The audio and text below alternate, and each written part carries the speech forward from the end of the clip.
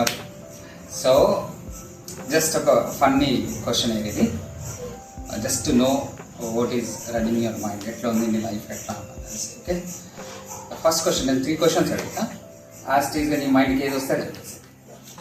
First question, suppose నీకు ఒక remote దొరికింది, magic remote, you can rewind your life, rewind చేసుకోవచ్చు లేదా ఫాస్ట్ ఫార్వర్డ్ చేసుకోవచ్చు.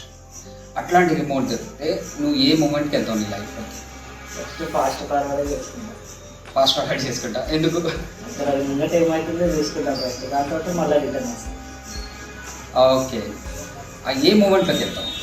అంటే నా ఇప్పుడు ఎగ్జాంపుల్ నా ఏజ్ వచ్చేసి 22. ఒక 50 years వరకు ఏమవుతుందో చూసుకుంటా, లైఫ్ మంచిగా లేకపోతే మళ్ళీ రిటర్న్ వస్తాను. ఓకే ఓకే, సెకండ్ క్వశ్చన్, ఏమైనా సౌండ్? నా మొబైల్. బ్యాక్గ్రౌండ్ మ్యూజిక్ లాగా ఉంది. సెకండ్ క్వశ్చన్, నీ లైఫ్ జర్నీలో ఇప్పటివరకు నువ్వు నేర్చుకున్న ఒక గొప్ప పాఠం ఏంటి? అంటే స్కూల్లో నేర్చుకునేది, కాలేజీలో నేర్చుకునేది, నీ లైఫ్ నుండి నేర్చుకున్నావు.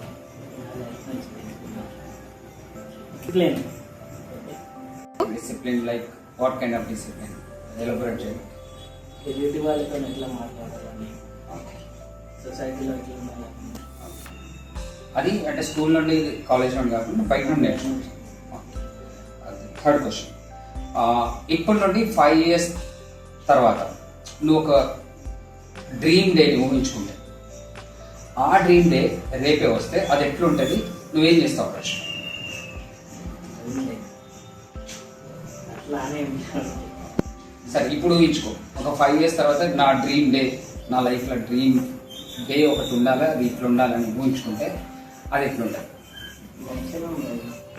మంచిగా అంటే హౌ? డిస్క్రైబ్ చేద్దాం. అంటే అది ఫీల్ అయితేనే చేయగలుగుతాం. ఫీల్ అవుతుంది.